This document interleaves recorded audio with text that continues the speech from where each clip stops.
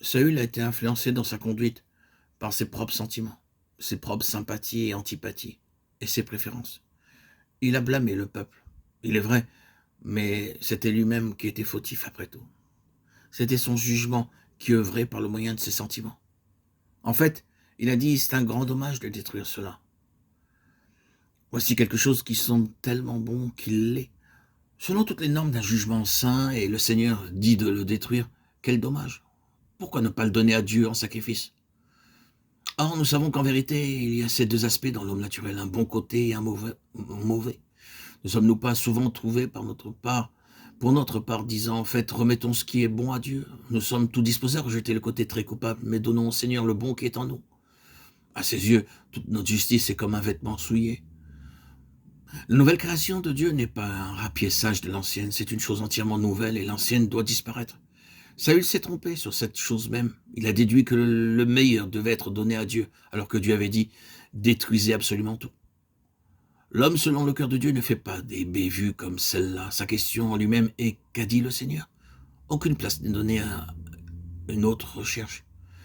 Qu'est-ce que je ressens à ce sujet? Qu'est-ce que j'en pense? Il ne dit pas « de mon point de vue ». C'est vraiment dommage. Non. Le Seigneur l'a dit, c'est suffisant.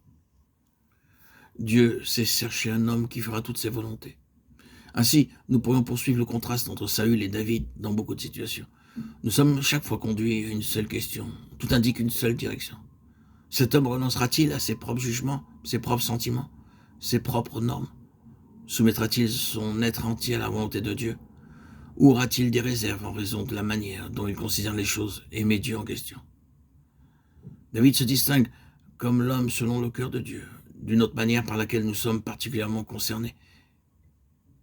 C'est ce qui doit être relevé dans la première action publique de David dans la vallée des Térébintes. Nous nous référons bien sûr à son combat contre Goliath. Cette première action publique de David était très symbolique, incluant tout un ensemble de choses exactement comme le fut la conquête de Jéricho pour Israël. Jéricho, comme nous le savons, était le symbole représentant la conquête de tout le pays. Il y avait 7 nations à déposer, et ils ont marché autour de Jéricho 7 fois. Jéricho, dans son principe spirituel et moral, était l'incarnation de tout le pays. Dieu voulait que ce qui était vrai de Jéricho le soit de toute autre conquête, que la base soit celle d'une vraie foi. La victoire est la possession par la foi. Et le combat de David contre Goliath était comme cela. Il engloba d'une pleine manière tout ce que la vie de David devait exprimer. C'était la révélation ou le dévoilement complet du cœur de David. Il était un homme selon le cœur de Dieu. La raison de l'approbation de David dans son choix des hommes nous est montrée dans ce qu'il a dit à Samuel concernant un des autres fils d'Ishaï. Ne prends point garde à son apparence, à la hauteur de sa taille, l'Éternel regarde au cœur. 1 Samuel 16, 7.